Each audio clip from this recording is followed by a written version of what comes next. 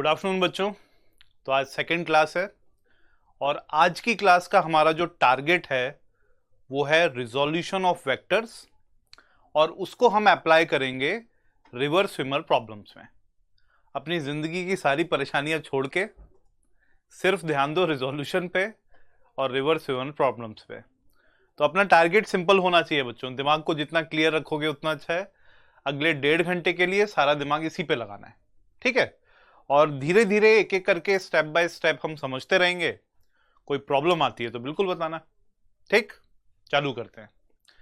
Resolution of vector हम सभी ने पढ़ा हुआ है वैसे तो। रिजोल्यूशन ऑफ वेक्टर्स एक ऐसा टॉपिक है जो पूरी फिजिक्स में हर जगह इस्तेमाल हो रहा होता है और अब तक तुम लोग समझ चुके हो। क्यों वेक्टर्स पहला चैप्टर पढ़ा दिया जाता है और वो फिजिक्स में हर जगह इस्तेमाल हो रहा होता है। उसी का एक एप्लीकेशन है रिवर स्विमर प्रॉब्लम्स, जो कि जनरली हम काइनेमेटिक्स में पढ़ लेते हैं, लेकिन मुझे लगता है यहां पर पढ़ना सही रहेगा इस प्रोग्राम के लिए एटलीस्ट, है ना? तो ध्यान से समझते हैं। पहली चीज तो ये, कभी भी बच्चों हम लोग 3 एक्सिस की बात कर रहे होते हैं।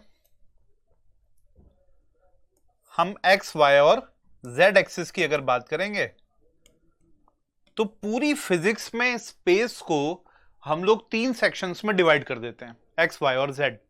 अब पूरी दुनिया में यह डिसाइड हुआ कि यूनिट वेक्टर्स का इस्तेमाल करते हैं डायरेक्शन देने के लिए।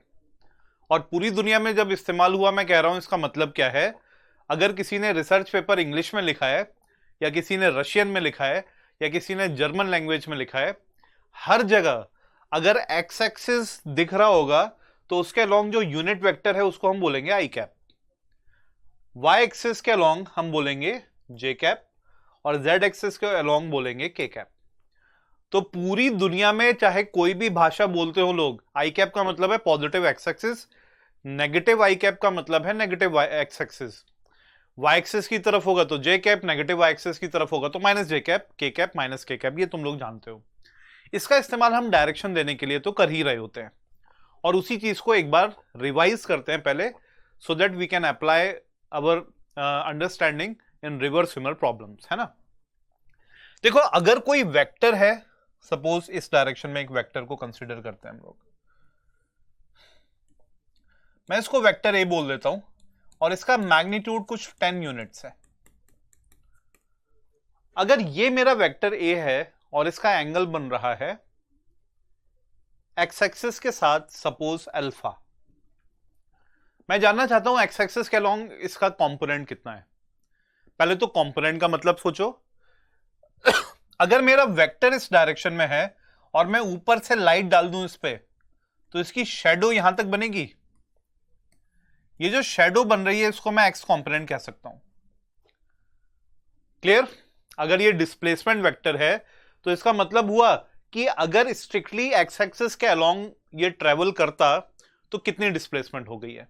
ऐसे ही वाई के अलोंग, ऐसे ही जेड के अलोंग हम कैलकुलेट कर सकते हैं। तो मैंने कहा कि इस तरफ अगर कंपोनेंट निकालोगे तो सब बच्चे ट्रिग्नोमेट्री तो जानते हैं इतनी, ये राइट एंगल ट्राइंगल बन रहा है तो आप इस तरफ कंपोनेंट लिख सकते हैं ए कॉस अल्फा। उसी तरीके से अगर वाई एक्सिस के साथ इसका एंगल बीटा बन रहा है तो इस तरफ जो कंपोनेंट आएगा उसको हम लिख सकते हैं ए कॉस बीटा। और अगर इसका एंगल जेड एक्सिस के साथ गामा बन रहा है तो इस तरफ जो कंपोनेंट हमको मिलेगा उसको हम कहेंगे ए कॉस गामा।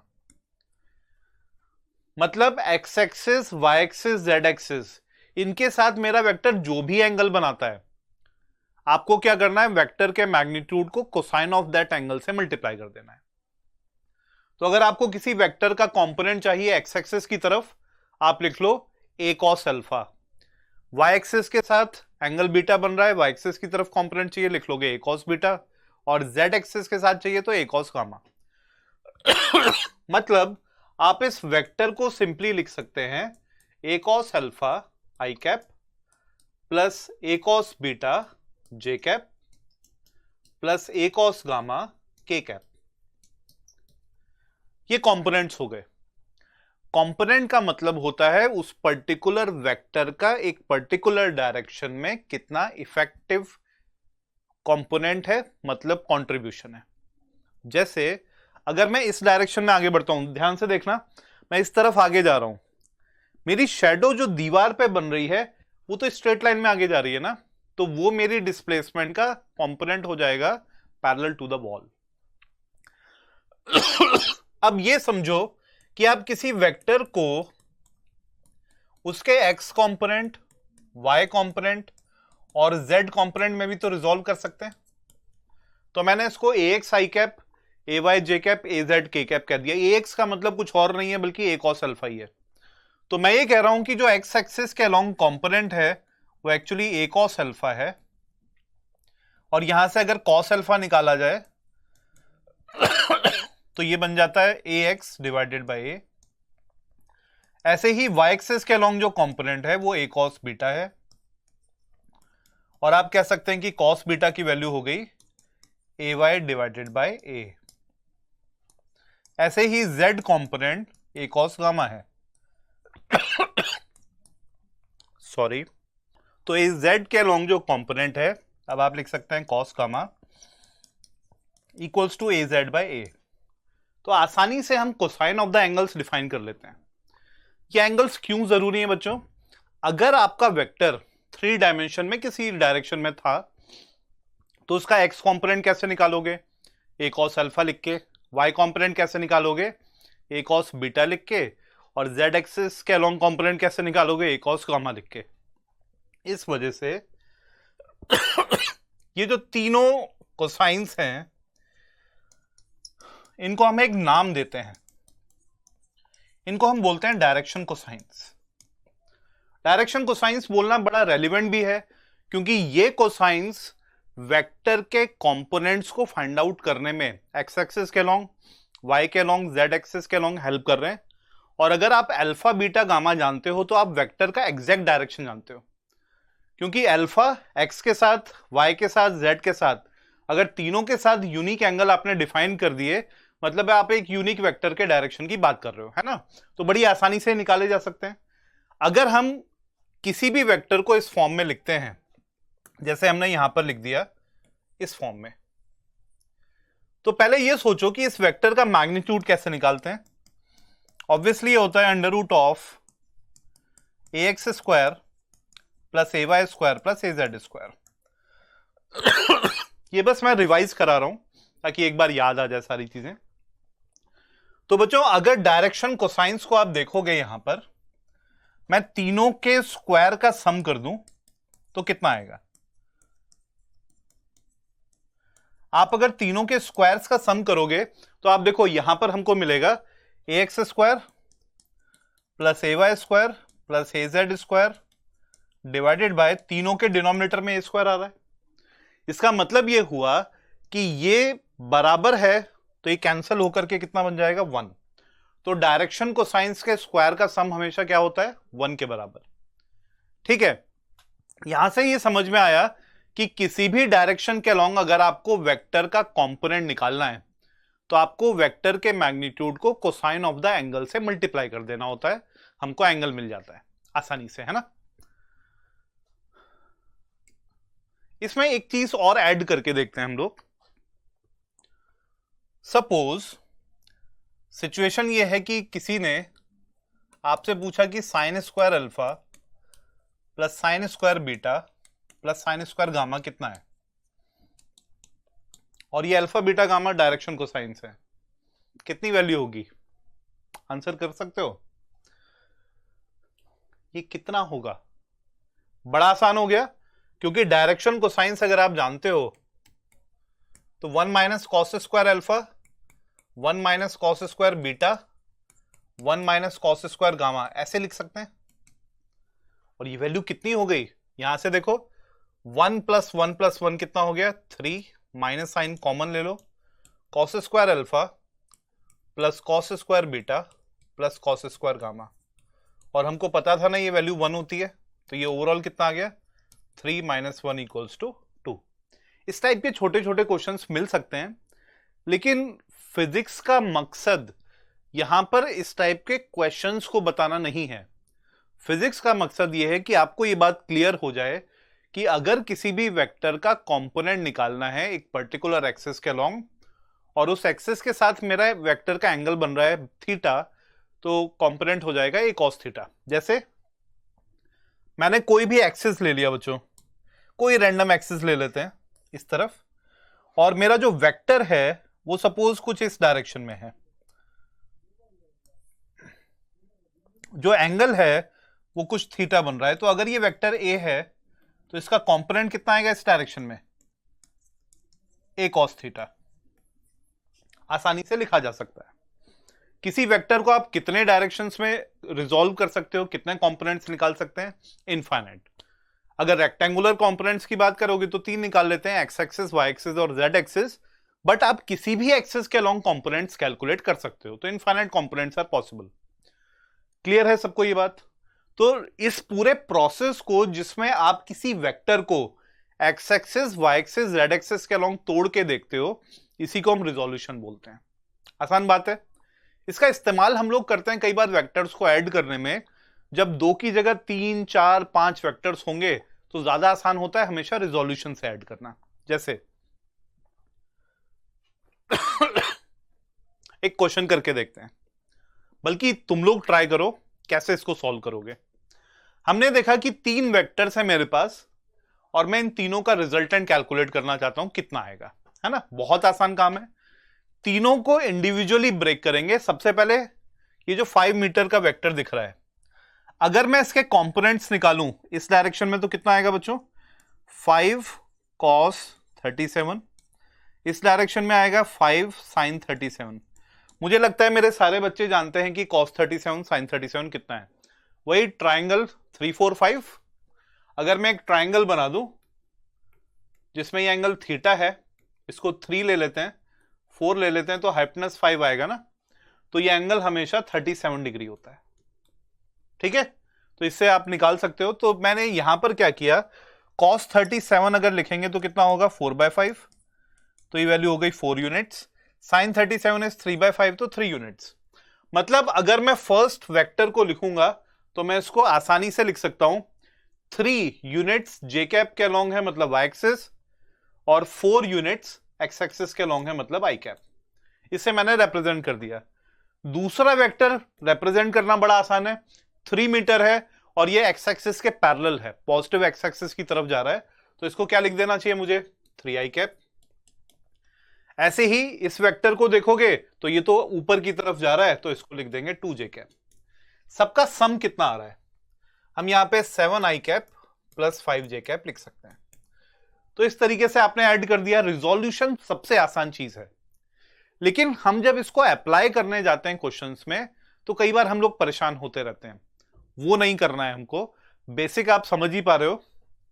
तो एक काम करो, इस क्वेश्चन को जरा सॉल्व करके देखते हैं कितना आएगा। क्वेश्चन कह रहा है the resultant of vectors OA and OB is perpendicular to OA as shown in the figure. मतलब इस वेक्टर के परपेंडिकुलर है मेरा रिजल्टेंट, तो फाइंड द एंगल AOB। ये क्वेश्चन देखने में आसान तो लग रहा है, लेकिन मुझे ऐसा लगता है कि आगे की फिजिक्स समझने के लिए, स्पेशली जो आज के दिन का अपना टारगेट है, हम रिवर्स स्विमर प्रॉब्लम समझ के जाएंगे आज, तो उस टारगेट के पूरा होने के लिए ये क्वेश्चन मेरे लिए बड़ा इंपॉर्टेंट है बच्चों। अब इसमें हो क्या रहा है ये हमको समझना पड़ेगा। पहले रिजॉल्व करके देखते हैं। देखो, वेक्टर OA को रिजॉल्व करने की जरूरत नहीं है, ये ऑलरेडी एक्स एक्सिस के अलोंग है, आई कैप ही लिखोगे। लेकिन जो दूसरा वेक्टर है OB, इसको जरा रिजॉल्व करके देखते हैं। ये एंगल आपको थीटा दिख रहा है सभी को, है ना। ये वाला एंगल कितना बनेगा बच्चों, क्या मैं इसको थीटा माइनस 90 लिख सकता हूं? क्योंकि ये एंगल अगर 90 डिग्री बन गया, ये पूरा एंगल थीटा है, तो इसको तो थीटा माइनस 90 लिख सकते हैं आसानी से। ठीक है, अब मैं बी वेक्टर को रिजॉल्व करूंगा, लेकिन अगर ये थीटा माइनस 90 है तो ये एंगल कितना बन जाएगा बच्चों, ये तो 90 माइनस थीटा माइनस 90 बन रहा होगा ऑब्वियसली। तो अगर मैं इसको ओपन करूंगा तो ये थीटा हो गया। तो आपको दिख रहा है कि एंगल्स क्या हैं। मैं अगर बी को रिजॉल्व करूं तो मुझे अपवर्ड डायरेक्शन में क्या मिल जाएगा बच्चों, इस डायरेक्शन में बी का कंपोनेंट आ जाएगा बी साइन थीटा, और इस डायरेक्शन में आ जाएगा बी कॉस थीटा। चलिए, कंपोनेंट्स तो हमने कर दिए, मगर क्वेश्चन ये कह रहा है perpendicular to OA as shown in the figure. जो भी रिजल्टेंट है वो OA के परपेंडिकुलर है। OA डायरेक्शन कौन सा है? X axis. मतलब मेरा जो रिजल्टेंट है उसको एक्स एक्सिस के परपेंडिकुलर होना चाहिए। मतलब केवल b sin थीटा बचना चाहिए बच्चों। आप जब रिजॉल्व कर लेते हो वेक्टर्स को तो जो कंपोनेंट्स बन गए ना उनके टर्म्स में समझने की कोशिश करो। तो मुझे ये दिख रहा है कि इस डायरेक्शन में एक OA वेक्टर है जिसका मैग्नीट्यूड 4 यूनिट्स है। इस डायरेक्शन में मुझे दिखने लग गया b sin थीटा और इस डायरेक्शन में मुझे दिखने लग गया b cos theta. By the way b का मतलब 6 यूनिट्स था तो 6 cos थीटा हो गया, यहां पे मैंने लिखा हुआ है, और ये हो गया 6 sin थीटा। अगर मैं ये चाहता हूं कि मेरा जो रिजल्टेंट है, रिजल्टेंट तो बच्चों जितने भी कंपोनेंट्स हैं उनसे मिलके बनेगा ना, तो रिजल्टेंट मैं किस डायरेक्शन में चाहता हूं? OA के परपेंडिकुलर। मतलब b sin theta should remain, लेकिन उसके परपेंडिकुलर जो कंपोनेंट्स हैं ये एक दूसरे को कैंसिल आउट करेंगे। मतलब यहां पर देख रहे हो, यहां पे 6 cos थीटा है, यहां पर OA वेक्टर का मैग्नीट्यूड कितना है? 4। तो मैं क्या ये लिख सकता हूं 6 cos थीटा 4 के बराबर होना चाहिए। ये जो दो वेक्टर्स आपको दिख रहे हैं, OA का डायरेक्शन दिख रहा है राइट साइड में, और ये जो वेक्टर b sin थीटा है 6 sin थीटा, इसका direction cos theta, sorry 6 cos theta, इसका डायरेक्शन किस तरफ है? लेफ्ट की तरफ। अगर ये वेक्टर्स ऑपोजिट डायरेक्शन में हैं और इनका मैग्नीट्यूड बराबर हो जाए तो ये दोनों वेक्टर्स एक दूसरे को कैंसिल कर देंगे। और अगर इन दोनों ने एक दूसरे को कैंसिल कर दिया, दोनों का डायरेक्शन ऑपोजिट है, मैग्नीट्यूड बराबर हुआ, तो रिजल्टेंट 0। तो बचा कौन सा कंपोनेंट? उस केस में केवल बचेगा अपने पास 6 sin थीटा। और क्या 6 sin थीटा OA के परपेंडिकुलर है? बिल्कुल है। तो हम अपने आंसर तक पहुंच गए। मतलब ये जो वेक्टर है, ये दोनों वेक्टर्स एक दूसरे को कैंसिल आउट करने ही चाहिए, ये अपनी कंडीशन हो गई। और अगर ये कैंसिल करेंगे तो डायरेक्शन तो वैसे ही ऑपोजिट है, मैग्नीट्यूड इनका बराबर होना चाहिए। मतलब cos थीटा कितना आ गया यहां से? इसको 2/3 लिख सकते हैं, या एंगल हो गया cos इनवर्स 2/3। यहां से हम क्या चीजें सीख सकते हैं? मेरे दिमाग में एक बहुत क्लियर थॉट यहां से आ रहा है। मैं ये सोच रहा हूं कि रिजल्टेंट में चाहता था OA के परपेंडिकुलर, मतलब y एक्सिस के लॉन्ग। तो x एक्सिस के लॉन्ग जो कंपोनेंट्स दो मुझे दिख रहे थे, उन्होंने एक दूसरे को कैंसिल कर दिया और रिजल्टेंट क्या हो गया? 0। समझ रहे हो? x एक्सिस के लॉन्ग रिजल्टेंट क्या हो गया? 0। तो बचा केवल y कंपोनेंट। मतलब मैं ये कंक्लूड करना चाहता हूं कि रिजल्टेंट का जो डायरेक्शन होता है, उसके परपेंडिकुलर जो कंपोनेंट्स होते हैं ना, वो हमेशा मिलकर के एक दूसरे को कैंसिल आउट कर देते हैं और रिजल्टेंट परपेंडिकुलर डायरेक्शन में आता है 0। इस पॉइंट को हम लिख लेंगे और याद रखेंगे अच्छे से। तो हमने यहां से सीखा क्या है? जो अपना कॉन्सेप्ट है पहले उसकी बात करते हैं। हमने ये समझा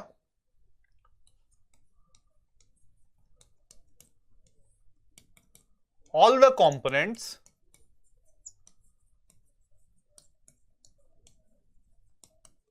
which are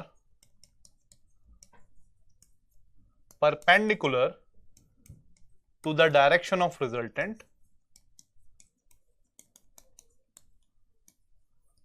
इसको नेट रिजल्टेंट बोल देते हैं, will cancel each other। बड़ा इंपॉर्टेंट कॉन्सेप्ट है। देखो, अगर ऐसा नहीं होगा तो रिजल्टेंट उस डायरेक्शन में होगा कैसे? रिजल्टेंट के डायरेक्शन में ही आपको रिजल्टेंट क्यों मिल रहा है? क्योंकि उसके परपेंडिकुलर डायरेक्शन में जितने भी कंपोनेंट्स हैं उन्होंने ऐड होकर के आपस में एक दूसरे को कैंसिल आउट कर दिया। तो आपको जो कंपोनेंट बचा हुआ मिला वो केवल रिजल्टेंट के डायरेक्शन में मिला है। इसी वजह से ऐसा हो रहा है ना? तो बड़े आसानी से ये कॉन्सेप्ट हम समझ सकते हैं। आगे बढ़ते हैं, इसको ध्यान रखेंगे, ये कॉन्सेप्ट अपने काम आने वाला है। जस्ट प्रैक्टिस के लिए क्वेश्चन है तो तुम लोगों को ट्राई करना चाहिए। An object is in equilibrium. मेरे सब बच्चे जानते हैं इस टर्म का मतलब क्या है। इक्विलिब्रियम मतलब net force is equal to 0। तो नेट फोर्स 0 रहेगी यहां पे, है ना? तो इसका मतलब अगर इक्विलिब्रियम की बात करेंगे तो नेट फोर्स क्या होनी चाहिए? 0। तो यहां पर इक्विलिब्रियम कंडीशन तो है, under four concurrent forces in the direction as shown in the figure, find the magnitude of F1 and F2। देखो, दोनों फोर्सेस के मैग्नीट्यूड को निकालना है। इक्विलिब्रियम है मतलब जितने भी कंपोनेंट्स बनेंगे वो सब एक दूसरे को कैंसिल आउट करेंगे, कुछ बचने वाला नहीं है यहां पे। तो आप ऐसे में क्या कर सकते हो, एक्स एक्सिस और वाई एक्सिस दोनों के अलोंग कंपोनेंट्स निकालो और इनको कर दो कैंसिल आउट, क्योंकि रिजल्टेंट तो नल वेक्टर ही आएगा, इक्विलिब्रियम की बात हो रही है ना। सब लोग ट्राई करो एक बार, 1 मिनट का टाइम दे रहा हूं। चलो सॉल्व करते हैं बच्चों, बड़ा आसान है तुम लोगों के लिए, मैं जानता हूं। क्वेश्चन ने F1 और F2 की बात की है, तो ऐसा करते हैं, इस 4 को रिजोल्व करते हैं पहले। इस डायरेक्शन में कितना कंपोनेंट आएगा, 4 cos 60, cos 60 हाफ होता है तो यहां पे 2 यूनिट्स। इस डायरेक्शन में कितना कंपोनेंट आएगा, इसी 4 का sin 60, sin 60 इज √3/2, तो आपको मिल गया 2√3। F1 तो है ही, इसको रिजोल्व करते हैं। F2 का कंपोनेंट इस डायरेक्शन में F2 sin 30, और sin 30 कितना होता है, हाफ, तो ये मिलेगा F2/2। इसका कंपोनेंट इस डायरेक्शन में कितना आएगा, F2 cos 30, cos 30 होता है √3/2। बड़ी जल्दी जल्दी हमने कंपोनेंट्स तो कर दिए। अब आपको करना क्या है, एक्स एक्सिस और वाई एक्सिस दोनों तरफ के कंपोनेंट्स एक दूसरे को कैंसिल आउट करेंगे। तो वाई एक्सिस को देखो जरा, वाई एक्सिस में अपवर्ड डायरेक्शन में जो कंपोनेंट्स हैं, अपवर्ड मतलब पॉजिटिव वाई एक्सिस, और जो नेगेटिव डायरेक्शन में कंपोनेंट्स हैं बराबर मैग्नीट्यूड के होने चाहिए, तभी तो कैंसिल करेंगे। तो पॉजिटिव वाई एक्सिस के अलोंग कंपोनेंट्स कौन से हैं, F1 है और 2√3 है। नेगेटिव वाई की तरफ कितना कंपोनेंट है, F2/2। ये बराबर होने जरूरी है। इक्वेशन बन गई बच्चों, आपको दिखने लग गया कि twice F1 plus 4√3 should be equal to F2। बड़ी आसानी से हमने इक्वेशन बना दी ना। अब दूसरी बात, हम एक्स एक्सिस पे आते हैं। ये लेफ्ट साइड में कंपोनेंट है और ये राइट साइड में। अगर एक्स एक्सिस के अलोंग भी इक्विलिब्रियम कंडीशन है, क्योंकि तो एक्स एक्सिस हो या वाई एक्सिस हो या जेड एक्सिस हो, जो रिजल्टेंट कंपोनेंट्स हैं, कंपोनेंट्स का जो भी रिजल्टेंट आएगा वो 0 आएगा। तो आपने क्या किया, ये तो हमने इक्वेशन लिखी थी वाई एक्सिस के अलोंग, हम अगली इक्वेशन लिखते हैं एक्स एक्सिस के अलोंग।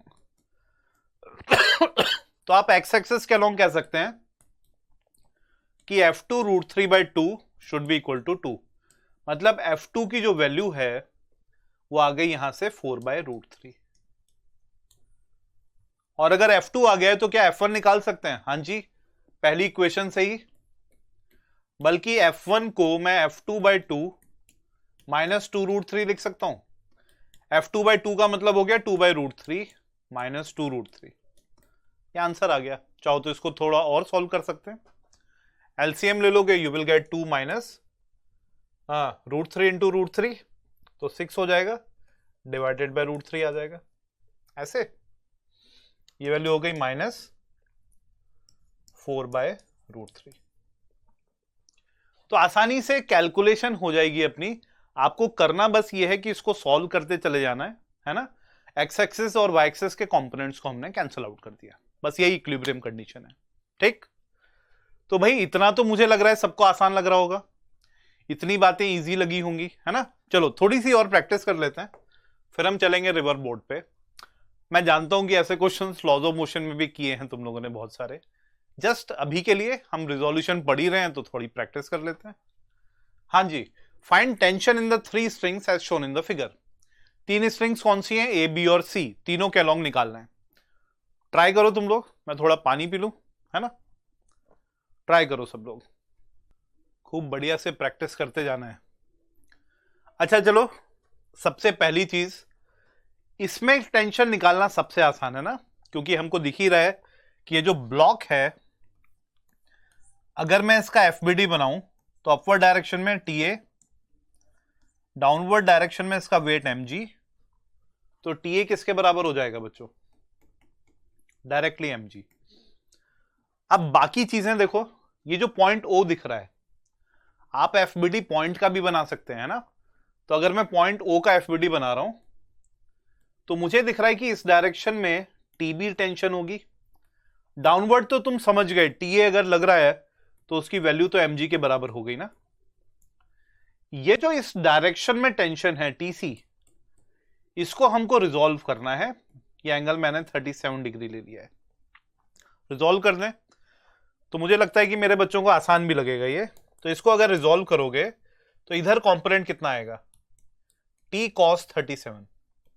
कैसे आ रहा है तुम जानते हो, किसी भी एक्सेस के अलोंग अगर रिजॉल्व करना है तो वेक्टर के मैग्नीट्यूड को कोसाइन ऑफ द एंगल से मल्टीप्लाई कर देना है। इस तरफ t sin 37 आ गया, है ना। वैसे अगर किसी को कंफ्यूजन है तो यहां 53 डिग्री है ना, तुम अगर मेरी उस डेफिनेशन पे जाओगे कि मैग्नीट्यूड को मल्टीप्लाई करना है कोसाइन ऑफ द एंगल से, तो आप sin 37 की जगह cos 53 भी तो लिख सकते हो।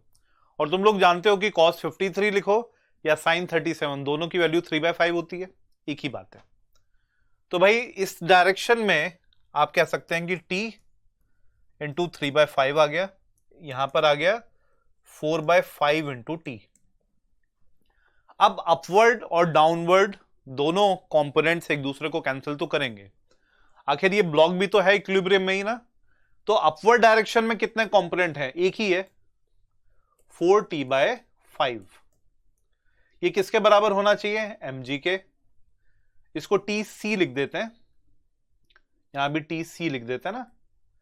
तो tc की वैल्यू कितनी आ गई बच्चों, 5mg डिवाइडेड बाय 4, आसानी से मिल गया। लेकिन ये भी देखो कि हॉरिजॉन्टल कंपोनेंट्स जो हैं ये भी तो एक दूसरे को कैंसिल आउट करेंगे। अब लेफ्ट साइड में कितना कंपोनेंट दिख रहा है हमको, अगर मैं लेफ्ट की तरफ बढ़ूं तो मुझे जो कंपोनेंट दिख रहा है वो है 3tc/5, और अगर मैं राइट साइड में देखूं तो ये tb के बराबर है।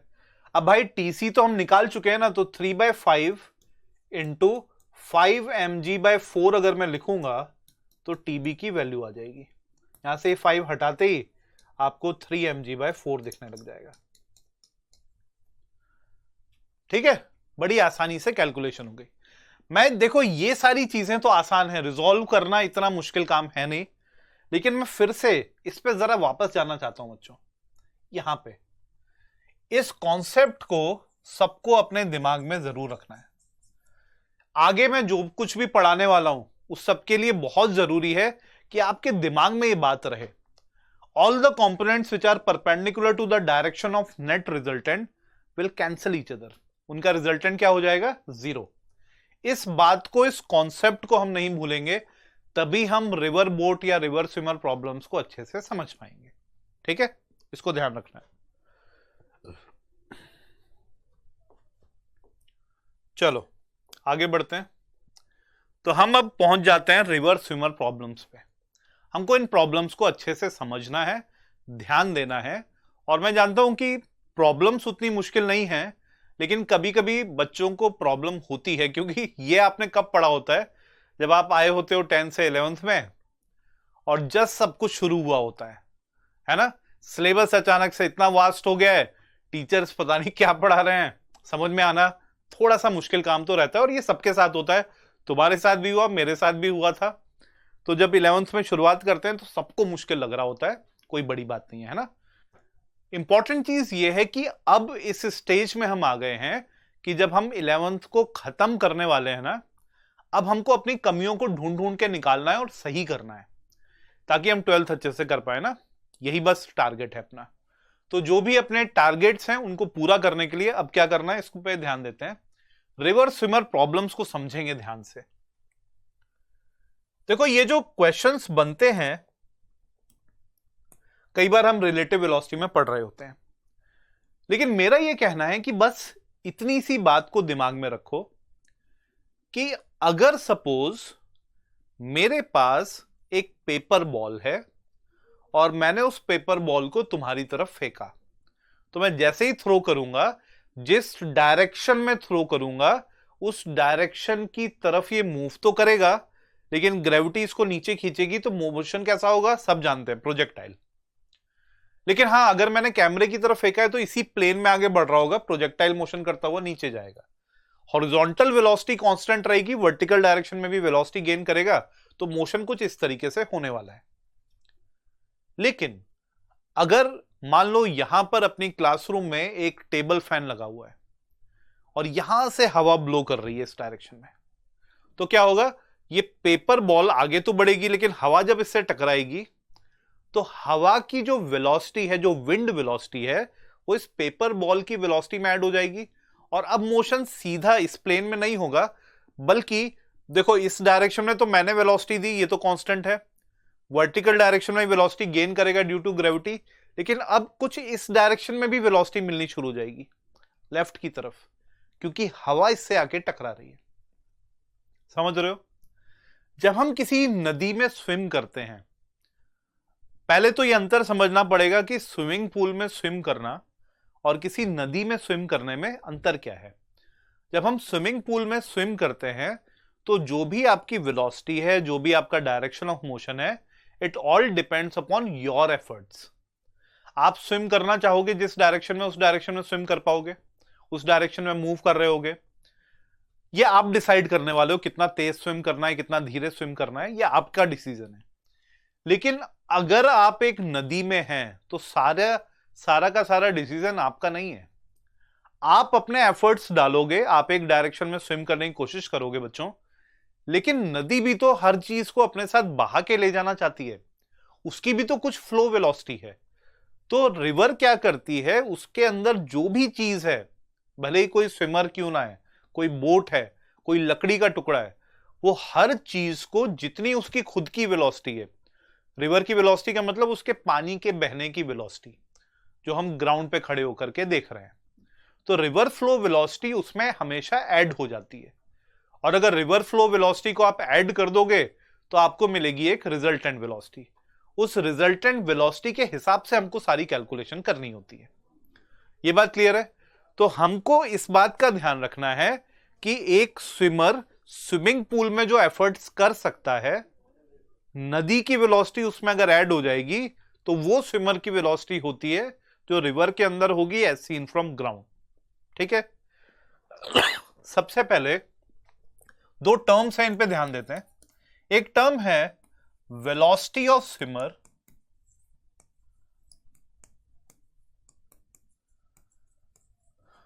इन still water.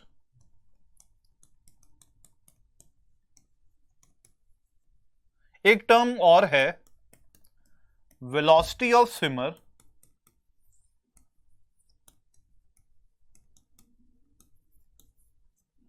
With respect to water. कोई बता सकता है इन दोनों में अंतर क्या है? Velocity of swimmer in still water, velocity of swimmer with respect to water, क्या अंतर है दोनों में? किसी को लगता है आंसर पता है? एक्चुअली इन दोनों पॉइंट्स में कोई अंतर नहीं है, इन दोनों का मतलब सेम है। Velocity of swimmer in still water, ये तो वही बात हो गई ना कि स्विमर स्विमिंग पूल में स्विम कर रहा है, स्विमिंग पूल के पानी की अपनी बहने की फ्लो वेलोसिटी नहीं होती है, तो जिस डायरेक्शन में एफर्ट करेगा उसी डायरेक्शन में मूव कर रहा होगा। तो जब हम बात करते हैं स्विमिंग पूल में स्विम करने की, तो उसका मतलब हो गया कि स्विमर की जो भी वेलोसिटी है वो स्टिल वाटर में है। और जो दूसरा टर्म है velocity of swimmer with respect to water, देखो जिसके भी रिस्पेक्ट में हम बात करते हैं हम उसको वैसे ही रेस्ट पे मान के चलते हैं। अगर विद रिस्पेक्ट टू वाटर बात कर रहे हैं तो वाटर को रेस्ट पे मान के चलेंगे। विद रिस्पेक्ट टू बस अगर मोशन को देख रहे हैं तो बस को रेस्ट पे लाना पड़ेगा आपको, है ना? रिलेटिव मोशन का कॉन्सेप्ट है, आगे हमको समझना ही है। तो अगर ऐसा है कि velocity of swimmer with respect to water देखनी है तो इसका मतलब भी सेम निकलता है, ये स्विमर के एफर्ट्स हैं। ये दिखाता है कि स्विमर किस स्पीड से स्विम करने की कोशिश कर रहा है अगर नदी की फ्लो वेलोसिटी नहीं होती तो बोथ represents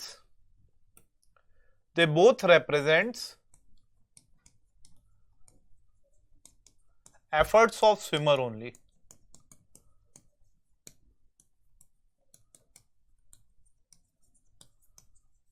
इसका मतलब यह हुआ कि दोनों केस में velocity due to efforts of swimmer है या बोट है without adding flow velocity of river.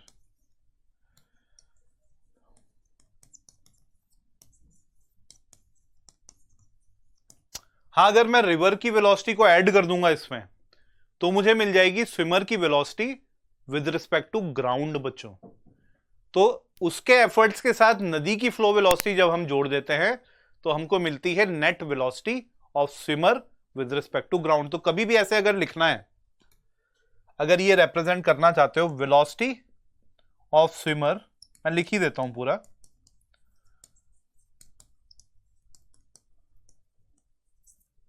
With respect to ground, और मैं ना इसके ऊपर वेक्टर लगा रहा हूं, तो ये किसके बराबर होगा? ये होगा velocity of swimmer in still water plus flow velocity of river. अगर मैं इन दोनों का वेक्टर सम करूंगा तो मुझे ये वेक्टर मिल जाएगा। ठीक है, अपने दिमाग में अच्छे से इस बात को बिठा लेना है। Velocity of swimmer with respect to ground is vector sum of velocity of swimmer in still water with flow velocity of river. इसको दिमाग में अच्छे से रखेंगे। तो पहले ये जो जनरल मिसकंसेप्शन है इसको हटा देते हैं, है ना, और उसके बाद अब समझना शुरू करते हैं कि ये जो रिवर बोर्ड प्रॉब्लम्स हैं, जो रिवर स्विमर प्रॉब्लम्स हैं, इनको कैसे डील करेंगे। चलो भाई आगे देखते हैं।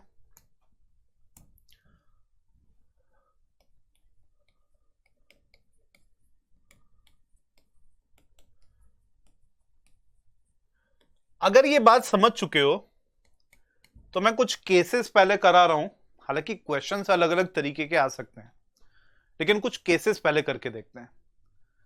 तो हम बात करते हैं क्रॉसिंग द रिवर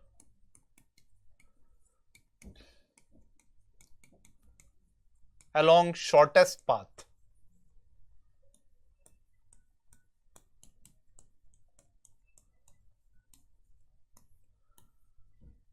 तो हमको सबसे छोटे रास्ते के अलोंग क्रॉस कर देना है रिवर को। पहले ड्रॉ करते हैं। तो सपोज हमारी रिवर है ये,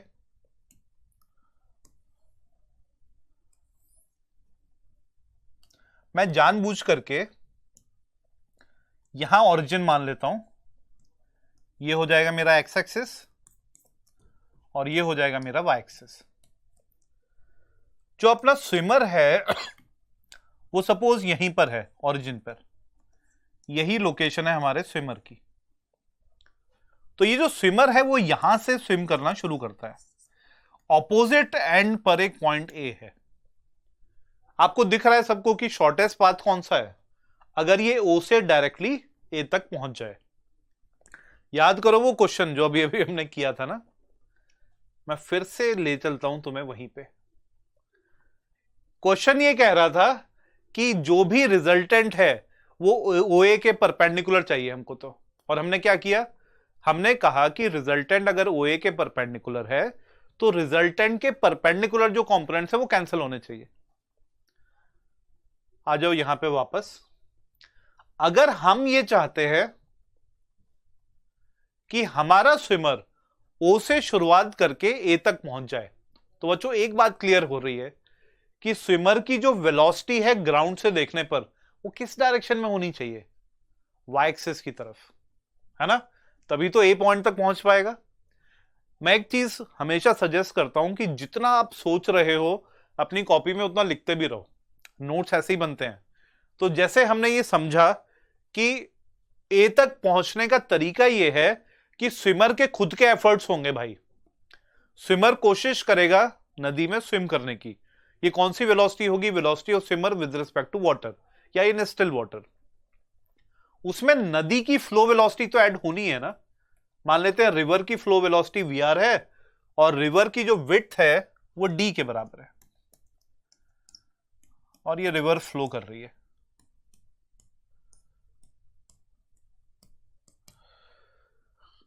अब अगर मैं चाहता हूं कि ओ से स्विम करके ए तक पहुंच जाए, मतलब जिसको हम शॉर्टेस्ट पाथ बोल रहे हैं, तो इसकी जो नेट वेलोसिटी है वो वाई एक्सिस की तरफ होनी चाहिए। तो स्विमर क्या करता है? थोड़ा सा इस डायरेक्शन में स्विम करने की कोशिश करेगा। इसकी वेलोसिटी इस तरफ होगी। ये velocity of swimmer with respect to water है और ये एंगल बन रहा है बच्चों थीटा। मतलब हमारा स्विमर ओ ए के डायरेक्शन से वाई एक्सिस के साथ थीटा एंगल लेफ्ट की तरफ बनाते हुए स्विम करना शुरू करता है। तो इसकी वेलोसिटी के कंपोनेंट्स तो हम कर ही सकते हैं, हम लोगों ने रिजोल्यूशन तो आज पढ़ा ही है। तो इस डायरेक्शन में कितना कंपोनेंट आएगा, VSW cos थीटा, और इस डायरेक्शन में कितना कंपोनेंट आएगा, VSW sin थीटा। और क्या ऐड होने वाला है, ये कंपोनेंट तो स्विमर की वेलोसिटी के हैं, जो स्टिल वाटर में उसकी वेलोसिटी थी, लेकिन इसमें आप रिवर की वेलोसिटी भी तो ऐड करोगे। तो मैंने यहां पर रिवर वेलोसिटी को भी ऐड कर दिया है, VR। ये जो तीन चीजें आपको दिख रही हैं, VSW cos theta, VSW sin theta और VR रिवर फ्लो वेलोसिटी, ये तीनों कंपोनेंट्स मिलकर के ये बता रहे हैं कि हमारे स्विमर की कितनी वेलोसिटी है। लेकिन आप ये चाहते हो कि वो शॉर्टेस्ट पाथ के अलोंग क्रॉस करे, तो उसको तो ओ से डायरेक्टली ए तक पहुंचना है ना बच्चों। तो अगर रिजल्टेंट वेलोसिटी ओ ए के अलोंग होनी चाहिए, तो उसके परपेंडिकुलर जो कंपोनेंट्स होंगे वो तो एक दूसरे को कैंसिल आउट करेंगे। कर देते हैं भाई। लेफ्ट साइड में क्या कंपोनेंट है, VSW sin theta. Right side में क्या कंपोनेंट है, VR। ये दोनों एक दूसरे को कैंसिल आउट करने ही चाहिए। मतलब VSW sin theta must be able to cancel out VR। मतलब sin थीटा कितना हो जाना चाहिए, VR बाय VSW। ये हमारे पास कंडीशन आ गई। मतलब अगर मेरे स्विमर को शॉर्टेस्ट पाथ के अलोंग क्रॉस करना है, तो जो एंगल है वो बनना चाहिए sine inverse of VR by VSW। ये आपका रिजल्ट है, मगर ये रिजल्ट इतनी आसानी से बात पूरी नहीं बता रहा है। आप सोचो कि साइन थीटा की मैक्सिमम वैल्यू कितनी होती है बच्चों, 1। इस केस में साइन थीटा को 1 से तो छोटा होना ही पड़ेगा ना। और अगर ये 1 से छोटा है तो इसका कंक्लूजन क्या निकल रहा है, इसका कंक्लूजन सीधा सा ये निकल रहा है कि VR से बड़ा VSW होना चाहिए। ये बड़ी इंपॉर्टेंट कंडीशन है।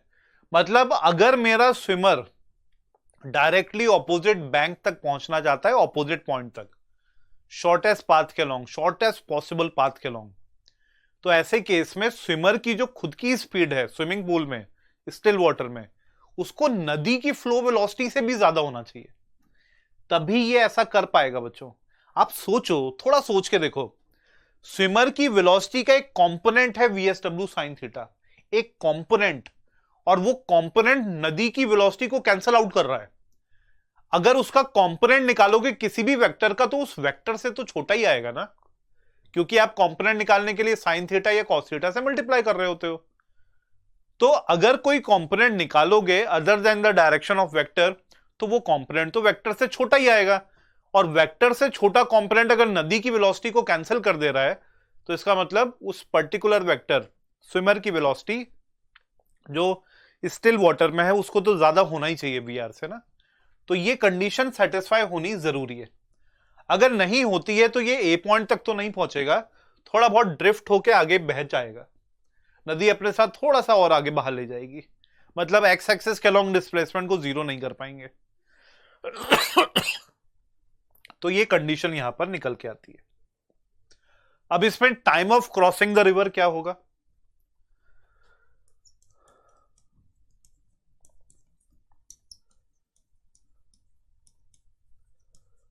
देखो time of crossing the river अगर निकालोगे तो हमेशा ये बात ध्यान रखो, किसी नदी को एक स्विमर ने क्रॉस कर लिया है। ये हम कब बोल सकते हैं, तब बोलेंगे जब वो उसको पार करके दूसरे किनारे तक पहुंचेगा ना। मतलब वाई एक्सिस के अलोंग डिस्प्लेसमेंट अगर रिवर विड्थ के बराबर हो जाएगी तो हम कह सकते हैं नदी क्रॉस हो गई। तो हमेशा टाइम जब भी निकालना है तो आपका सारा फोकस होना चाहिए वाई एक्सिस पे। डिस्प्लेसमेंट कितनी होनी चाहिए वाई एक्सिस के अलोंग, d डिवाइडेड बाय इस डायरेक्शन में वेलोसिटी कितनी है, VSW cos थीटा। तो यहां से ये टाइम की वैल्यू कैलकुलेट हो जाती है ना। तो हमने टाइम भी निकाल लिया नदी को क्रॉस करने का शॉर्टेस्ट पाथ के अलोंग। ठीक है, इतना क्लियर है सबको, इसको नोट कर लो तुम लोग, है ना। चलिए अब आगे बढ़ते हैं। मैं इसी चीज पर एक छोटा सा क्वेश्चन कराता हूं और तुम लोग सॉल्व करके आंसर बताओगे, है ना।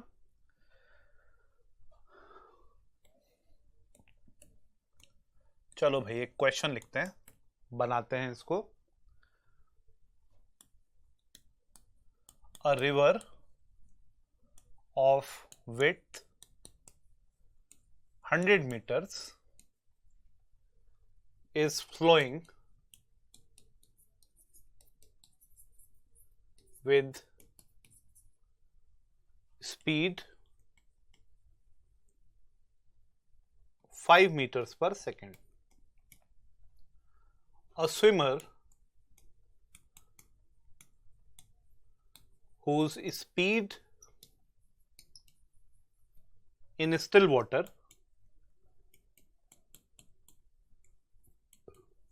is 8 meters per second crosses the river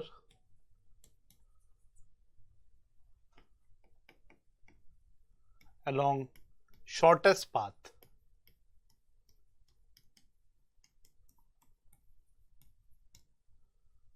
Calculate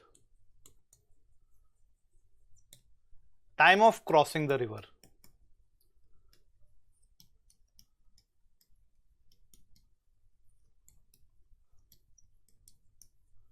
चलिए भाई एक क्वेश्चन हमने यहां पर फ्रेम किया है, सब बच्चे सॉल्व करके इसका आंसर बताएंगे, है ना। करो जरा सॉल्व करो।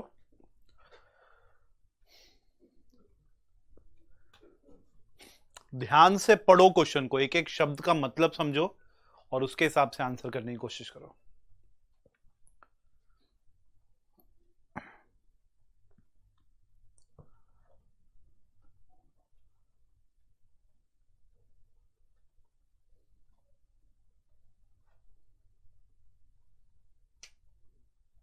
मुझे लगता है कि अब अगर अब तक की सारी बात समझे हो ना, तो ये क्वेश्चन सॉल्व होगा, सबसे पक्का सॉल्व होगा।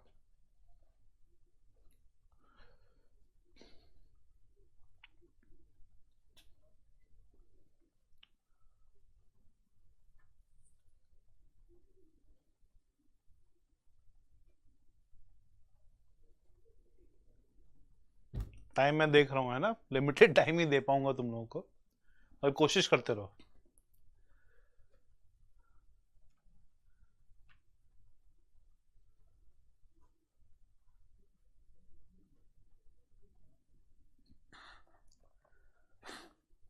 देखो मैंने आप लोगों को एक कंडीशन सिखाई, मैंने आपको बोला कि यार रिजल्टेंट अगर मैं चाहता हूं कि y एक्सिस के अलॉन्ग हो, फिर से इसको जरा रिवाइज करके देखते हैं।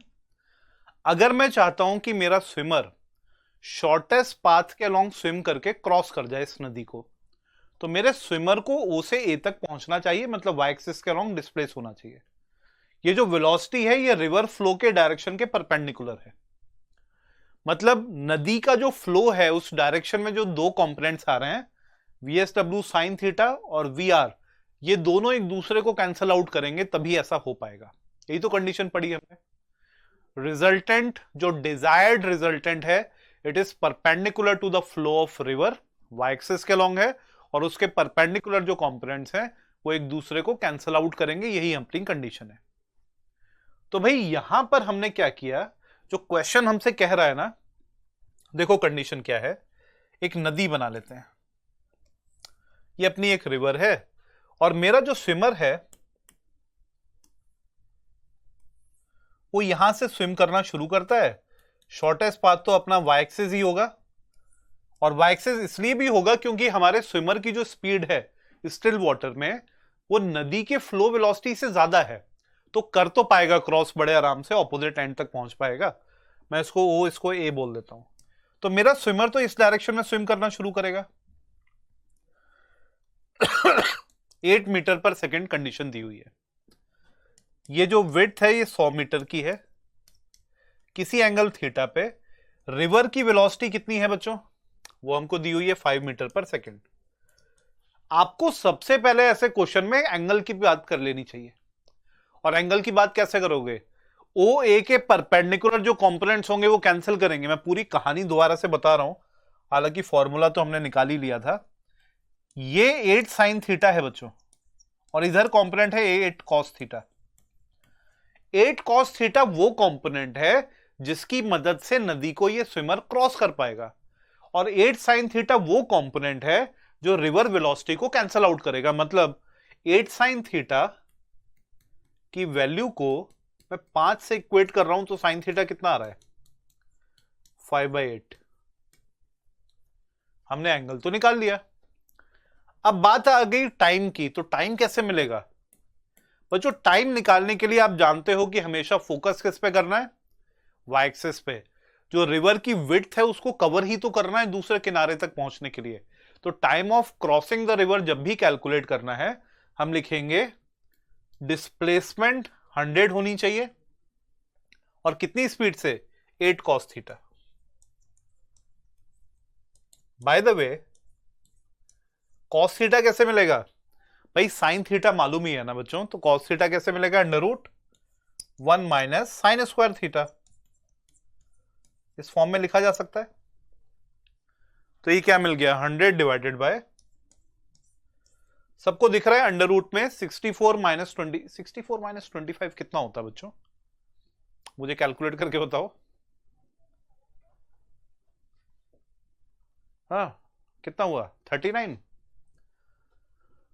तो आई थिंक रूट में 39 आ जा रहा है, और ये 8 बाहर आएगा, ये तो कैंसिल हो जाएगा ना बच्चों। सब समझ रहे हैं इस बात को? तो ये अपना कुछ सेकंड्स में आंसर आ जाएगा, क्योंकि सब कुछ ऐसा ही सिस्टम में दिया हुआ है। इतना सा काम अपने को करना था। तो पहले हमने फिर से वही चीज की, जो स्विमर की वेलोसिटी है विद रिस्पेक्ट टू वाटर या इन स्टिल वाटर, उसके कंपोनेंट्स किए। ये जो कंपोनेंट आ रहा है वो कैंसिल कर रहा है रिवर वेलोसिटी को, तो ये आसानी से क्रॉस कर पा रहा है। आसान बात हो गई ना? बस ये चीज सोचनी है, और इस टाइप के क्वेश्चंस होते जाएंगे। चलो मैं एक और क्वेश्चन दे रहा हूं, तुम लोग खुद से आंसर करके बताओ। फिर से एक क्वेश्चन करते हैं। अ swimmer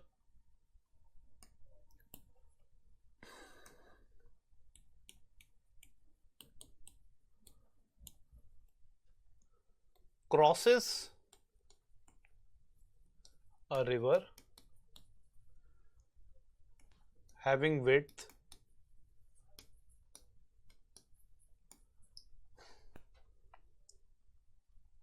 50 meters along shortest path.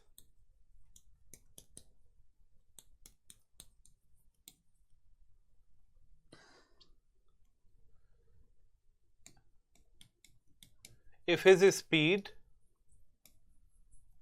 in still water is 10 meters per second, while river flow velocity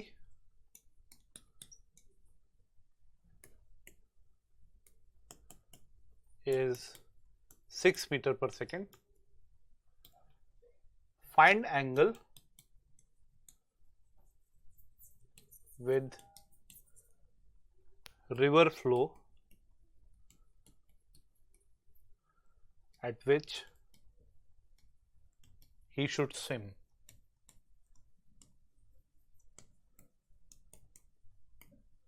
ठीक है? तो कुछ इंफॉर्मेशन यूं ही भी दी जा सकती है, जो रेलिवेंट इंफॉर्मेशन है उसको निकालो। छोटा सा क्वेश्चन है, सब लोग आंसर बताओ। इसका आंसर आना चाहिए सबका। अब इतने डिस्कशन के बाद आंसर आना जरूरी है। देखो इसमें बच्चों, अगर रिवर फ्लो, फिर से समझो इस बात को, बड़ी आसान सी चीज है। ये अपनी नदी है, नदी की फ्लो वेलोसिटी दी हुई है 6 मीटर पर सेकेंड। तो भाई हमको तो स्विमर को तो इधर स्विम करना पड़ेगा ना 10 मीटर पर सेकेंड से। कितना एंगल पे? थीटा पे। इसमें रिवर फ्लो वेलोसिटी तो ऐड करोगे ही। अगर इसको शॉर्टेस्ट पाथ के अलोंग क्रॉस करना है नदी को, तो फिर 10 का कंपोनेंट इधर कितना आ रहा है भाई? 10 sin थीटा। ये किसको कैंसिल करेगा? 6 को। वही पुरानी कहानी। तो आप लिखोगे 10 sin theta should be able to cancel out 6, which mean sin theta कितना आ गया? 3/5। मतलब थीटा कितना आ गया? 37 डिग्री। मगर आपका आंसर 37 डिग्री नहीं है। तो क्वेश्चंस में समझना है इसको ध्यान से ना, रिवर फ्लो के साथ बोला है तो ये 90 डिग्री तो है ही, आपका आंसर होना चाहिए 90 प्लस थीटा, मतलब 90 प्लस 37 करोगे तो जो आंसर है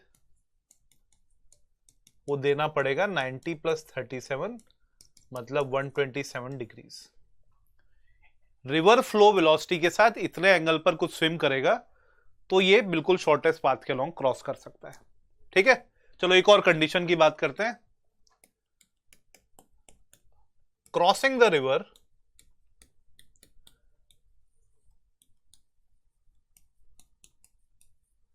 इन शॉर्टेस्ट टाइम।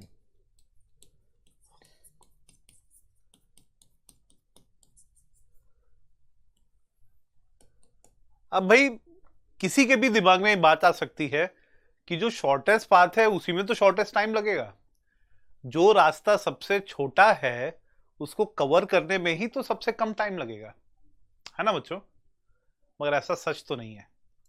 अगर दो रास्ते हैं, एक छोटा है लेकिन वहां पर सड़क इतनी खराब है कि आपकी गाड़ी तेज चल ही नहीं सकती, और एक रास्ता है जो थोड़ा लंबा जरूर है मगर सड़क इतनी अच्छी है कि आप कार को ड्राइव कर सकते हो 100 किलोमीटर पर आवर पे, किस केस में आपको ज्यादा टाइम लगेगा? ऑब्वियसली जो रास्ता ठीक नहीं है। तो शॉर्ट होने का छोटे रास्ते का मतलब हमेशा जल्दी पहुंचा देगा वो रास्ता, ये नहीं होता है। तो शॉर्टेस्ट टाइम का मतलब ये नहीं है कि शॉर्टेस्ट पाथ के अलोंग ही शॉर्टेस्ट टाइम लगेगा, इसको समझना बहुत जरूरी है। जैसे किसी रिवर की बात करते हैं फिर से, ये हमारी एक नदी है, रिवर विड्थ कुछ डी ले लेते हैं, रिवर फ्लो वेलोसिटी कुछ वीआर ले लेते हैं, नदी अपनी फ्लो कर रही है। हमेशा की तरह जो स्विमर है उसको यहां कहीं रखते हैं, मैं इसको बोल देता हूं एक्स एक्सिस, इसको बोल देता हूं अपना वाई एक्सिस।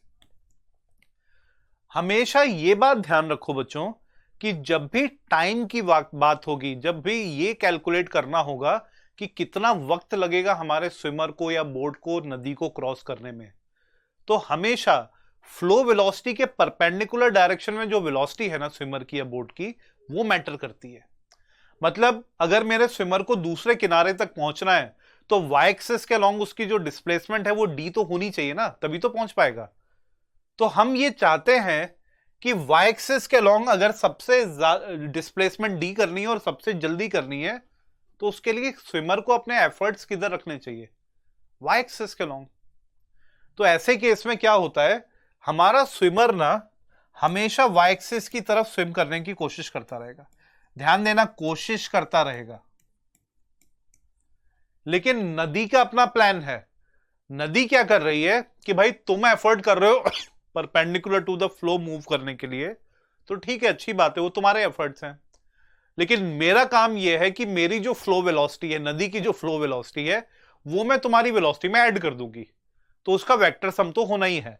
मतलब इस डायरेक्शन में स्विमर के एफर्ट्स हैं बच्चों, तो ये स्विमर की velocity with respect to water या इन स्टिल वाटर है जो मैंने यहां पर लिख दी। लेकिन साथ में रिवर वेलोसिटी भी तो ऐड होने वाली है इसके साथ, और अगर रिवर वेलोसिटी ऐड करोगे तो रिजल्टेंट कुछ इस डायरेक्शन में आएगा। मतलब जब शॉर्टेस्ट टाइम में क्रॉस करने की कोशिश करोगे तो आपको नदी की फ्लो के परपेंडिकुलर हमेशा स्विम करने की कोशिश करनी चाहिए। लेकिन नदी की वेलोसिटी जब ऐड होगी तो रिजल्टेंट कुछ इस डायरेक्शन में हमको मिल जाएगा। मतलब इस बार ड्रिफ्ट जीरो नहीं होगी और पाथ तो लॉन्ग हो ही गया है। लेकिन जब time of crossing the river निकालोगे तो कितना आएगा? अगेन इसके लिए तो केवल वाई एक्सिस पे ध्यान देना होता है बच्चों, डिस्प्लेसमेंट कितनी होनी चाहिए डी, और वाई एक्सिस के अलोंग एफर्ट तो स्विमर के सारे इस तरफ ही है ना, इस बार कोई एंगल थीटा नहीं है, तो VSW पूरी की पूरी वेलोसिटी इसी डायरेक्शन पे हो गई। देखो ये बड़े आसानी से मैथमेटिकली भी रिलेट हो रहा है। हमारे पिछले केस में जो हमने पहला केस ये समझा, इसमें जरा सोचना, टाइम तो हमने निकाला था ना यहां पे, अगर मैं इस टाइम की वैल्यू को मिनिमम करना चाहूंगा तो डिनोमिनेटर को मैक्सिमम करूंगा। नदी की विड्थ आप बदल नहीं सकते, स्विमर के एफर्ट्स तो वैसे ही पूरे हैं।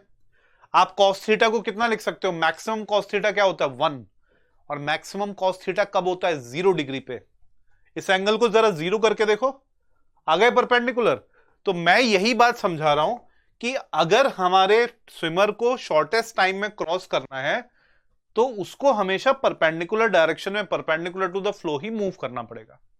टाइम तो आ गया अपने पास, लेकिन एक नई चीज हो गई, अब स्विमर ऑपोजिट पॉइंट तक तो नहीं पहुंच पाया बल्कि यहां कहीं एंड कर रहा है, और ये जो डिस्टेंस है दोनों के बीच में, इसी को हम बोलते हैं ड्रिफ्ट।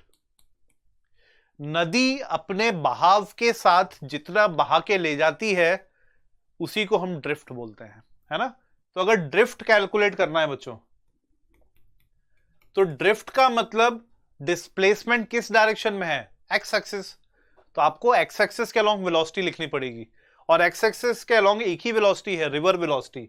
तो आप लिखोगे river velocity into time. Displacement is velocity into time, वही हमने लिख दिया। लेकिन जब आप वी आर लिखोगे तो डायरेक्ट, लेकिन टाइम तो हम निकाल चुके हैं ना, डी बाय वी एस डब्ल्यू, इसी को हम ड्रिफ्ट बोलेंगे। तो ये ड्रिफ्ट कैलकुलेट हो गई, और ये कैलकुलेट हो गया time of crossing the river. आसान बात थी, ठीक है। तो इस तरीके से इस केस को हमेशा किया जा सकता है।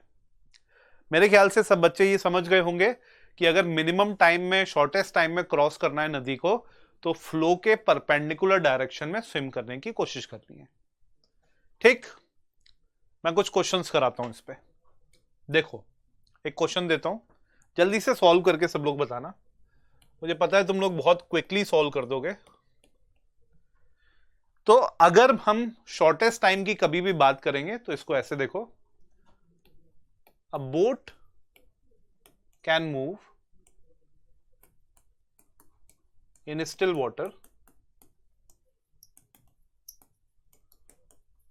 with a speed of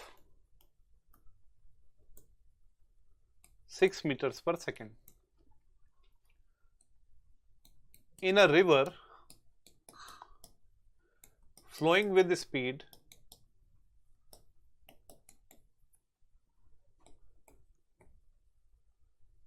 4 meter per second, the boat crosses in minimum time.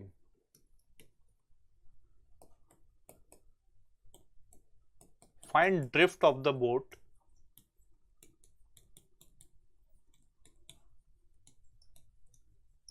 in doing so. आपको बेसिकली ड्रिफ्ट निकालनी है, ठीक है। सबके पास 30 सेकेंड्स हैं, सॉल्व करो। एफर्ट पूरा होना चाहिए। क्वेश्चन पढ़ो और सोचो कि क्या तुमने अभी समझा है, क्या सीखा है। जरूरत पड़ती है तो कॉपी का पेज पलटो, देखो उसमें क्या लिखा हुआ है, मगर एफर्ट में कमी नहीं होनी चाहिए, पूरा एफर्ट डालो। तो आसान बात ये हो गई।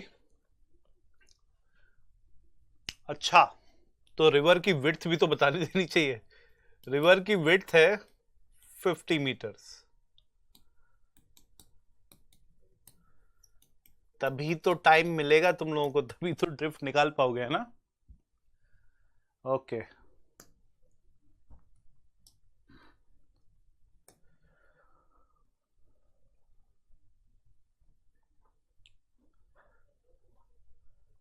चलो तो ऐसा करते हैं, यहां पर हमारे रिवर की विड्थ वगैरह तो पता है हमको, 50 मीटर है। बोट, इसका मतलब perpendicular to the flow move कर रही होगी, और बोट के मूव करने की स्पीड 6 मीटर पर सेकेंड है।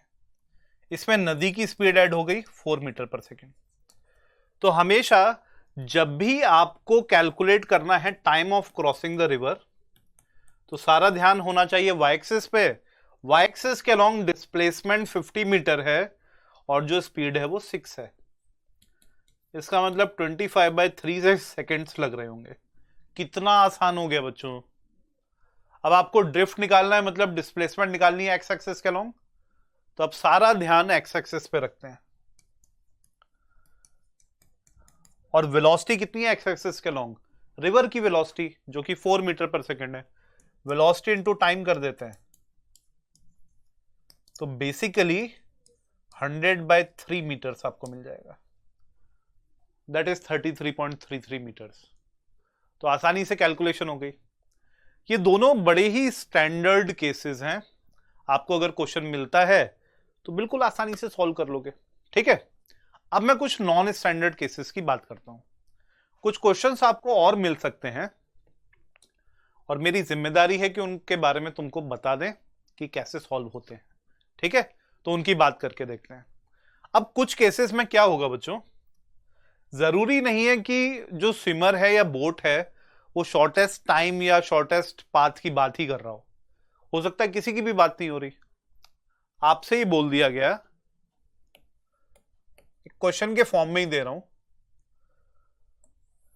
ये रिवर है अपनी, flowing with the speed of 3 meters per second. जो हमारा स्विमर है वो ओ से स्विम करना शुरू करता है। इस डायरेक्शन में इसकी जो स्पीड है वो 20 ज्यादा हो जाएगी ना स्पीड, इतना नहीं करते हैं, 8 मीटर पर सेकेंड है और ये कुछ एंगल पर है 53 डिग्री पे सपोज। जो नदी की वेलोसिटी है वो तो आपको दी हुई है। Calculate drift of the swimmer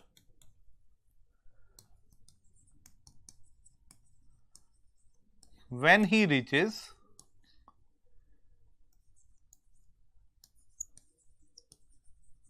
other bank of the river। तो आपको ड्रिफ्ट निकालना है। यहां पे ना तो शॉर्टेस्ट टाइम की बात हो रही है ना ही शॉर्टेस्ट पाथ की बात हो रही है, बस हमको ड्रिफ्ट निकाल देना है। क्या करोगे देखो, ट्राई करो भाई, ट्राई करो इसको।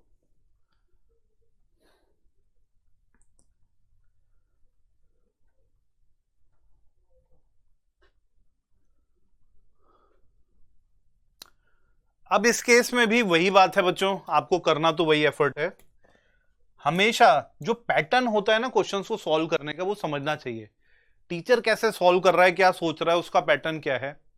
मैं हर बार क्या कर रहा हूं, इस कंपोनेंट ऑफ वेलोसिटी में डिवाइड कर रहा हूं इसको। तो इधर कितना आएगा 8 cos 53, cos 53 कितना होता है बच्चों 3/5। इधर आएगा 8 sin 53, sin 53 इज 4/5। रिवर की वेलोसिटी इधर कितनी है 3।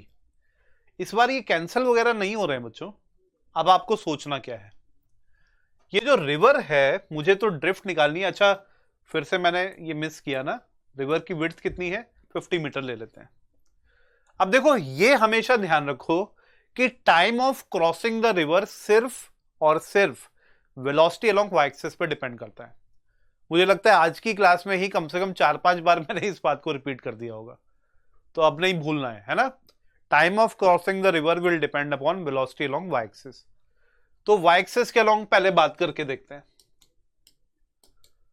बच्चों। वाई एक्सिस के अलोंग वेलोसिटी तो पता चली गई ना हमको, तो टाइम कितना हो जाएगा डिस्प्लेसमेंट ओवर स्पीड। यहां से देखो 8 3 24/5, तो ये लगभग 250 डिवाइडेड बाय 24 हमको मिल रहा है। ठीक है, तो इतने सेकंड्स का वक्त लग रहा होगा इस नदी को क्रॉस करने में। अब आपका ध्यान होना चाहिए ड्रिफ्ट पे। ड्रिफ्ट का मतलब होता है डिस्प्लेसमेंट किस डायरेक्शन में, एक्स एक्सिस। तो अब एक्स एक्सिस पर अगर फोकस करोगे तो हमको मिलेगी ड्रिफ्ट बच्चों। और कितनी मिलेगी, हमको वेलोसिटी एक्स एक्सिस के अलोंग लिखनी है और इसको मल्टीप्लाई कर देना है टाइम से। तो एक्स एक्सिस के अलोंग कितनी वेलोसिटी है, ऑब्वियसली 3 मीटर्स पर सेकेंड। यहां पे दिख रहा है, लेकिन एक और कंपोनेंट है, तो यहां पर देखो कितना मिल रहा है 32/5। बच्चों कौन सा कंपोनेंट बड़ा है 3 या 32/5? 32/5 लगभग होगा 6 से थोड़ा सा बड़ा, 5 6 30। तो आपको दिख रहा है कि ये कंपोनेंट ज्यादा बड़ा है नदी की वेलोसिटी से।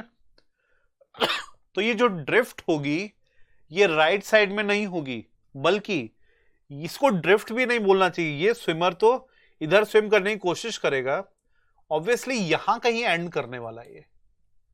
इसको हम कैलकुलेट कर रहे हैं क्योंकि इस बार स्विमर की वेलोसिटी का जो कंपोनेंट है अलोंग द फ्लो वो ज्यादा बड़ा है बच्चों। तो ये नदी की वेलोसिटी को सिर्फ कैंसल आउट नहीं कर रहा है, बल्कि डोमिनेट कर रहा है, तो आपको क्या मिलेगा ड्रिफ्ट के लिए, ध्यान देना, 32/5 -3, यही तो नेट वेलोसिटी आ गई, 32/5 -3, दोनों को सब्ट्रैक्ट करके नेट वेलोसिटी आ गई इस तरफ, और इसको मल्टीप्लाई कर देते हैं टाइम से।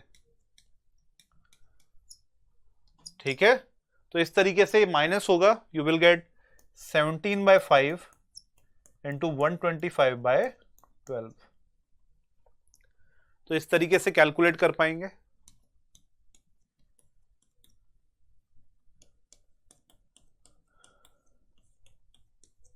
इतने कुछ मीटर्स की ड्रिफ्ट आ जाएगी हमारी। तो कैलकुलेशन आसान है, कंडीशन जरूरी नहीं है वही दी जाए जो आपने केसेस पढ़ लिए, कंडीशन कुछ भी हो सकती है। एक और बहुत इंपॉर्टेंट बात जो मुझे करनी है वो क्या है, अगर ऑपोजिट एंड तक पहुंचना है तो उसके अलावा एक और केस बनता है बच्चों। ये हमारी रिवर है जो कि फ्लो कर रही है, सपोज कोई बोट वाला है ए पॉइंट पे, लेकिन इसका जो गांव है वो यहां कहीं है,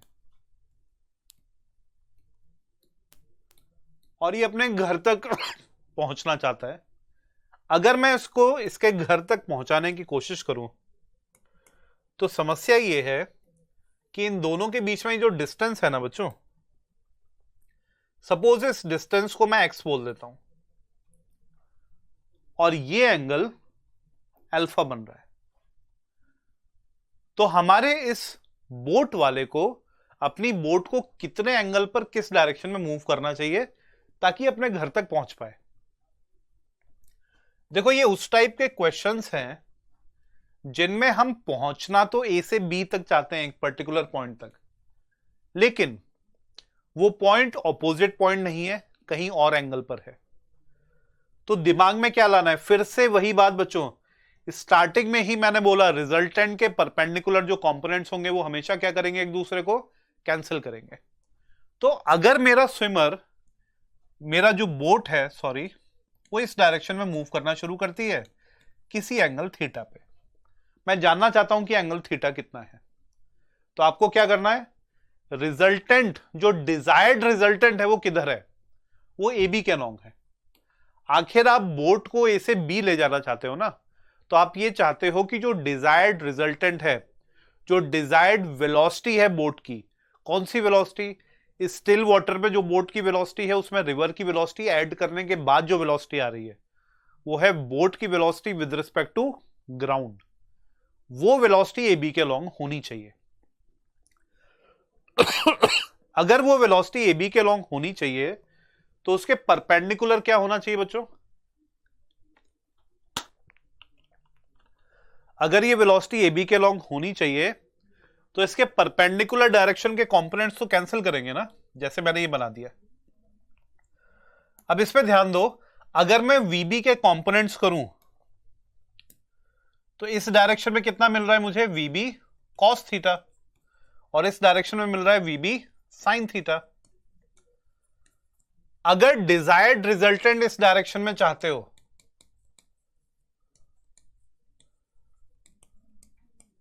तो इसके परपेंडिकुलर डायरेक्शन में जो कंपोनेंट्स होंगे वो एक दूसरे को कैंसिल करने ही चाहिए। मतलब अब देखो जरा, इसमें एक और वेलोसिटी भी तो ऐड हो रही है जो हमने अभी तक बनाई नहीं, रिवर वेलोसिटी। रिवर वेलोसिटी का कंपोनेंट परपेंडिकुलर कितना आएगा, वी आर साइन अल्फा। तो कंडीशन ये हो गई कि मेरा डिजायर्ड रिजल्टेंट इस तरफ है ए बी के लॉन्ग, उसके परपेंडिकुलर मुझे दो कंपोनेंट्स दिख रहे हैं। अगर ये दोनों कंपोनेंट्स एक दूसरे को कैंसिल आउट कर देते हैं तभी तो हमारी बोट ए बी के लॉन्ग जा पाएगी। ये वही चीज है जो आज हमने अच्छे से कॉन्सेप्ट लिख करके समझा है। तो आप क्या लिख सकते हो बच्चों, v b sine theta should be equal to v r sine alpha. तो अगर आपको साइन थीटा की जरूरत थी तो ये v r sine alpha divided by v b बन जाता है। बहुत आसानी से ये कैलकुलेशन अपनी हो जाती है ना। तो इन बातों का ध्यान रखना पड़ेगा, जो डिजायर्ड रिजल्टेंट है उसके परपेंडिकुलर जो कंपोनेंट्स होंगे वो पक्का एक दूसरे को कैंसिल आउट कर देंगे, बस इस बात का ध्यान रखो, ठीक है। चलो एक और केस की हम लोग बात करते हैं। तो हमें ये समझ में अगर आ गया है कि शॉर्टेस्ट पाथ में शॉर्टेस्ट टाइम में कैसे क्रॉस करते हैं, डिजायर्ड पॉइंट तक कैसे पहुंचा जा सकता है, तो इसके बाद हम एक लास्ट कॉन्सेप्ट की और बात करके देखते हैं। अगर सिचुएशन ये हो गई कि एक नदी है फिर से जो कि फ्लो कर रही है वीआर स्पीड के साथ, रिवर की विड्थ डी के बराबर है, और हम ये समझ रहे हैं कि जो स्विमर है या बोट है वो ओ पॉइंट पे है। मैं फिर से इसको एक्स एक्सिस बना रहा हूं, इसको वाई एक्सिस दिखा रहा हूं। मुझे अभी भी शॉर्टेस्ट पाथ के लॉन्ग नदी को क्रॉस करना है। मैं फिर से वही कंडीशन बता रहा हूं, crossing the river along shortest path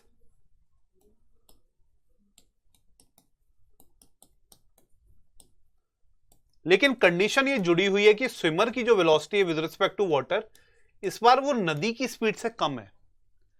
देखो हमने कंडीशन जो पहली पढ़ी उसमें यह देखा कि स्विमर की वेलोसिटी अगर डोमिनेट कर जाती है नदी की वेलोसिटी को, तभी स्विमर शॉर्टेस्ट पाथ के लॉन्ग क्रॉस करके डायरेक्टली ऑपोजिट एंड तक पहुंच सकता है। लेकिन अगर ऐसा नहीं हो पाया तो ड्रिफ्ट तो जीरो नहीं होगी, वो बह के जाएगा। लेकिन बच्चों बह करके जब आगे जाएगा तब भी तो अपनी डिस्प्लेसमेंट को मिनिमाइज करने का तरीका होता है। मतलब अगर ये स्विमर इस डायरेक्शन में स्विम करने की कोशिश करता, भाई इसकी वेलोसिटी उतनी तो है नहीं कि ये रिवर वेलोसिटी को कैंसिल आउट कर दे इसका कंपोनेंट, तो ये नदी के साथ बहता हुआ तो जाएगा आगे। वीआर में इधर दिखा रहा हूं, पैरेललोग्राम लॉ से मैं इस पैरेललोग्राम को कंप्लीट करूंगा तो यहां कहीं ये एंड करेगा बेचारा, ए से बी तक ड्रिफ्ट तो करेगा ही करेगा, but we want to minimize this drift. तो अगर मैं ड्रिफ्ट कैलकुलेट करूं, ऐसा करते हैं थोड़ी देर के लिए ड्रिफ्ट को मैं कैपिटल डी से डिनोट कर देता हूं। तो ड्रिफ्ट कितनी हो जाएगी, वेलोसिटी अलोंग एक्स एक्सिस। आप सब देख सकते हैं बच्चों, एक्स एक्सिस के अलोंग वेलोसिटी निकालोगे तो इधर कितना कंपोनेंट आ रहा है, VSW साइन थीटा। इधर कितना आ रहा है, VSW कॉस थीटा। तो आपको यह पता होना चाहिए कि VR minus VSW sine theta, यही तो नेट वेलोसिटी हो गई एक्स एक्सिस के अलोंग। और एक्स एक्सिस के अलोंग जो नेट वेलोसिटी हमको मिल रही है उसी के साथ तो ड्रिफ्ट होगी, टाइम से मल्टीप्लाई करते हैं इसको। आओ टाइम कितना होगा, टाइम तो भाई वाई एक्सिस के अलोंग ही निकालते हैं, तो D divided by VSW cos theta. मेरे ख्याल से आज की क्लास में इतनी बार ये बात रिपीट हुई है ना कि दिमाग में आ ही जानी चाहिए, है ना। तो हमने इस तरीके से ड्रिफ्ट लिखा, लेकिन हम इस ड्रिफ्ट को मिनिमाइज करना चाहते हैं। क्या तरीका होता है मिनिमाइज करने का, हमने ये पढ़ा है कि मैक्सिमा मिनिमा का इस्तेमाल कर सकते हैं। मतलब जिस क्वांटिटी को मिनिमाइज करना है उसका डिफरेंशिएशन किससे इक्वेट करेंगे, जीरो से। तो आप क्या कर सकते हो, यहां पे अगर डिफरेंशिएट करेंगे कैपिटल डी को विद रिस्पेक्ट टू थीटा तो ये टर्म हो जाना चाहिए जीरो। कमाल की बात यह है कि इसका रिजल्ट क्या आता है, ये रिजल्ट याद रखना है बच्चों। साइन थीटा कितना आया था पहले केस में, फर्स्ट केस में जब हमने साइन थीटा निकाला था तो ये आया था VSW बाय VR। इस बार VSW की वैल्यू छोटी है तो इस बार आएगा VSW डिवाइडेड बाय VR। पहले केस में VR बाय VSW आया था, इस केस में आएगा VSW बाय VR। मतलब आपको साइन थीटा लिखते हुए जो भी क्वांटिटी छोटी है उसको न्यूमरेटर में रखना है, वैसे भी 1 से छोटा होना चाहिए। तो ये जो एंगल है वो कितना आ जाएगा, sine inverse of VSW by VR। To minimize drift ये कंडीशन आ जाती है, ठीक है। तो बड़े आराम से मेरे ख्याल से इस बात सब लोग समझ सकते हैं। देखो जो कंडीशंस हम पढ़ रहे हैं, जो कुछ भी हम सीख रहे हैं, एक चीज का इस्तेमाल करो सब लोग। जब हम, क्योंकि तुम लोग 12th में पहली बार जाओगे, मैं पिछले 17-18 साल से 12th में ही हूं, तो मैं तुम लोगों को यह बोलना चाह रहा हूं कि जब हम 12th में जाएंगे, 11th क्लास में हमने जो कुछ भी सीखा है, कोशिश करो कि आपको एग्जैक्टली मालूम हो किस बुक से कौन से क्वेश्चंस मेरे लिए इंपॉर्टेंट हैं। अभी भी जब हम रिवीजन करेंगे सारे चैप्टर्स का, तो आपको सीखना क्या है कि हर किताब में जो इंपॉर्टेंट क्वेश्चंस है उनको सर्कल करते जाओ। अभी से तैयारी करो नवंबर दिसंबर की, जब आपका सिलेबस 12th का खत्म हो चुका होगा, आप 11th रिवाइज कर रहे होगे, क्वेश्चंस रिवाइज कर रहे होगे, जेई मेंस का पेपर होने वाला होगा जनवरी एंड में, तो आपको ना एग्जैक्टली पता होना चाहिए बच्चों की इंपॉर्टेंट क्वेश्चंस कहां पर हैं, कहां से करने हैं। तब आपका रिवीजन स्ट्रांग हो पाएगा, और जो कुछ भी हम पढ़ रहे हैं इससे आप ना शॉर्ट नोट्स बना सकते हो। अभी से अगर शॉर्ट नोट्स की आदत डाल लोगे और तैयारी कर लोगे ना, तो आगे के लिए बहुत बेनिफिट होना शुरू हो जाएगा। तो आज की क्लास में, जैसा मैंने शुरू में बोला था, हमारा सारा फोकस दो चीजों पे रहा, रिजोल्यूशन ऑफ वेक्टर और उसका एप्लीकेशन कहां पर, रिवर बोट या रिवर स्विमर प्रॉब्लम में। मैंने एप्लीकेशन पे ज्यादा ध्यान दिया। रीजन सिंपल सा है कि हमको कॉन्सेप्ट्स को अप्लाई ही तो करना है कॉम्पिटिटिव एग्जाम्स में। ठीक है, तो आज की क्लास में इतना करते हैं। नेक्स्ट क्लास में हम लोग dot product, cross product of vectors पढ़ेंगे, लेकिन फिर से मेरी कोशिश क्या रहेगी कि डॉट और क्रॉस प्रोडक्ट तो हम पढ़ लें जैसे वेक्टर्स में पढ़ते थे, लेकिन जो 11th क्लास में इस्तेमाल हो रहा है, जैसे टॉर्क कैलकुलेट करते हुए हमने क्रॉस प्रोडक्ट का इस्तेमाल किया, वर्क निकालते हुए हमने डॉट प्रोडक्ट का इस्तेमाल किया, उस टाइप के क्वेश्चंस हम ज्यादा कर पाए और इनके मतलब को अच्छे से समझ जाएं। ठीक है, तो नेक्स्ट क्लास में मिलते हैं।